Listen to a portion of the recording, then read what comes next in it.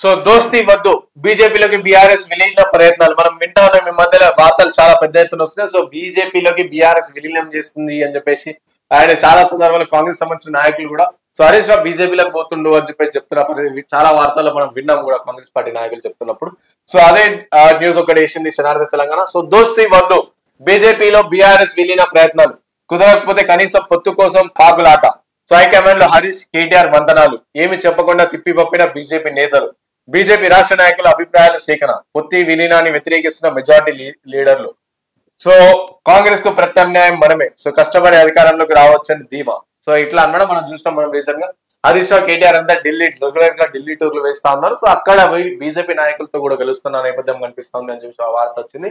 So అక్కడ వాళ్ళు కలిసి బీజేపీ నాయకులతో కలిస్తే బీజేపీ నాయకులు ఏం చెప్పకుండా తిప్పి పంపించేసారు. సో వాళ్ళతో పొత్తు విలీనం చేయాలి మాక్సిమం, లేకపోతే అట్లీస్ట్ పొత్తున పెట్టుకొని నెక్స్ట్ ప్రత్యామ్నాయ అధికారంలోకి రావాలని చెప్పేసి చాలా తీవ్ర స్థాయిలో వీళ్ళు కసరత్తు చేస్తున్నారని చెప్పి తెలుస్తుంది. సో 9.5 ఏళ్ల పాలన కాలంలో కేసీఆర్ కుటుంబం చేసిన అవినీతి అరాచకాలను కాంగ్రెస్ ప్రభుత్వం వెలికి తీస్తున్నది.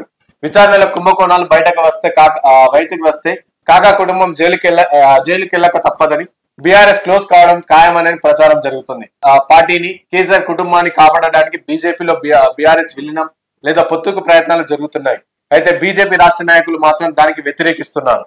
సో పార్టీకి భవిష్యత్ లేదని, కాంగ్రెస్ కు బీజేపీ ప్రత్యామ్నాయం కాబోతుందని చెప్పేసి వాదిస్తున్నారు. సో వీళ్ళేమో బీఆర్ఎస్ లో జాయిన్ చేయాలని వీళ్ళు చూస్తూ ఉంటే బీఆర్ఎస్ ని బీజేపీలోకి జాయిన్ చేయాలని చెప్పేసి అక్కడ ఢిల్లీ హైకమాండ్ నుంచి వీళ్ళు ప్రయత్నాలు చేస్తూ ఉంటే సో ఇటు రాష్ట్రంలో ఉన్న నాయకులు మాత్రం సే వద్దు మాకు బీఆర్ఎస్ వద్దు. సో నెక్స్ట్ కాంగ్రెస్ కి ప్రత్యామ్నాయం బీజేపీ మారుతుంది కాబట్టి సో బీఆర్ఎస్ కి భవిష్యత్తు లేదు, సో బీఆర్ఎస్ పార్టీ వద్దు అని చెప్పేసి చాలా ఖరాఖనే ఖండిస్తున్నట్టు తెలుస్తా ఉన్నది. సో 5 కోట్ల ప్రజల ఆకాంక్షలకు అనుగుణంగా తెలంగాణ రాష్ట్రాన్ని సోనియా గాంధీ సాకారం చేస్తారు. స్వరాష్ట్రానికి 9.5 ఏళ్ల పాటు ముఖ్యమంత్రిగా చేసిన కేసీఆర్ ఉద్యమ ఆకాంక్షలకు వ్యతిరేకంగా పాలన చేశారు. అంతేకాకుండా రాష్ట్రంలోని సంపదలను భారీగా దోచుకున్నారు. నీళ్ల కోసం కాకుండా కేసీఆర్ కుటుంబానికి నిధుల కోసం ప్రాజెక్టులు కట్టారు. విద్యుత్ కొనుగోలులో భారీగా అవకతవకలకు పాల్పడ్డారు. కనపడ్డ భూముల కబ్జాలు చేశారు. కేసీఆర్ ను అడ్డం పెట్టుకుని కవిత ఢిల్లీ లిక్కర్ స్కామ్ పాల్పడి జైలు జీవితాన్ని గడుపుతున్నది. ఆమెకు బయటకు తీసుకొచ్చేందుకు ఎన్ని బెయిల్ పిటిషన్లు వేసినా ఉపయోగం ఉండడం లేదు. ఆమె ఇప్పట్లో విడుదల కావడం కష్టమని తెలుస్తుంది. ఇదే సమయంలో కేసీఆర్ కుటుంబం అవినీతిపై రాష్ట్రంలో విచారణ కొనసాగుతున్నది. విద్యుత్ కొనుగోలులో విచారణ ఆపాలని కేసీఆర్ చేసిన ప్రయత్నాలు విఫలమయ్యాయి. ఈ నేపథ్యంలోనే త్వరలోనే ఆయన అవినీతి బయటకు వస్తుందని, అప్పుడు ఆయన జైలుకు పోవడం ఖాయమని ప్రచారం జరుగుతున్నది. అంతేకాకుండా ఫోన్ ట్యాపింగ్ కేసులో కేసీఆర్ తో పాటు కేటీఆర్ ఇరుక్కునే అవకాశాలు కూడా కనిపిస్తా ఉన్నాయి. సో ఇప్పటికే కవిత జైల్లో ఉండగా అవినీతి కేసులో కేసీఆర్ కేటీఆర్ అరెస్ట్ అయితే బీఆర్ఎస్ కు భవిష్యత్ ఉండదని బహిరంగ రహస్యమే. అయితే కవిత బయటకు రావాలన్నా కేసీఆర్ కేటీఆర్ అరెస్ట్ కావద్దన్నా బీజేపీ దగ్గరికి వెళ్లడమే మార్గమని కేసీఆర్ భావిస్తున్నారు. బీజేపీలో పొట్టు పెట్టుకొని లేదంటే విలీనమైనా చేయాలని ఆలోచిస్తున్నారు. ఈ క్రమంలో ఆ పార్టీ సీనియర్ నేతలు కేటీఆర్, హరీష్ రావు ఇటీవల ఢిల్లీ వెళ్లి బీజేపీ హైకమాండ్ తో చర్చలు కూడా జరిపారు.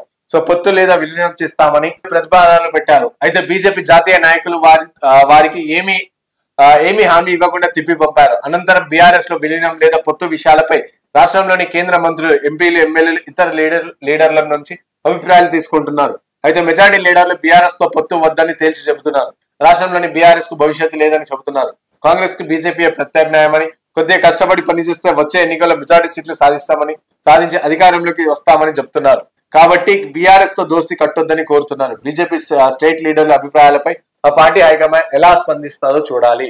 రైట్. సో ఇట్లా అనమాట. సో బీఆర్ఎస్ ఎలాగైనా సరే బీజేపీలకు విలీనం చేయాలి, లేకపోతే పొత్తు పెట్టాలి. ఎందుకంటే బీఆర్ఎస్ హయాంలో చేసిన అవినీతులన్నీ ఒక్కొక్కటిగా బయటకు వస్తున్నాయి కాబట్టి సో అక్కడ కవితకి బెయిల్ కూడా వచ్చే నేపథ్యం కనిపిస్తలేదు. అండ్ ఇక్కడ తెలంగాణలో కూడా ఫోన్ ట్యాపింగ్ కావచ్చు, లేదా కరెంటు కోతలు కావచ్చు. సో వీటన్నిటిపైన కూడా కేటీఆర్ కి ఆల్రెడీ కేసీఆర్ కి ఇప్పటికే నోటీసులు కూడా పోయినాయి. సో ఈ విధంగా సో వీరందరూ పార్టీని కూడా భవిష్యత్తు లేదని చెప్పేసి ఆలోచించి ఇటు బీజేపీలో విలీనం చేస్తే తప్ప మనకి వేరే దారి లేదు అని చెప్పేసి ఇటు కేసీఆర్ భావిస్తున్నట్టు సమాచారం. అయితే ఇక్కడ వీరు బీజేపీలో విలీనం చేయాలనుకుంటారు. కానీ బీజేపీ పార్టీ ఉన్న రాష్ట్ర స్థాయి అంటే తెలంగాణలో ఉన్న నాయకులేమో వద్దు, దానికి భవిష్యత్తే లేదు. సో అట్లీస్ట్ నెక్స్ట్ కాంగ్రెస్ పార్టీకి ప్రత్యామ్నాయం బీజేపీ పార్టీ, అండ్ కొద్దిగా మనం కష్టపడితే సో మెజార్టీ సీట్లు వచ్చి మనం అధికారంలోకి వస్తామని చెప్పేసి బీజేపీ పార్టీ చాలా గట్టిగా అనుకుంటున్నట్టు వార్త ఉంది ప్రధానంగా.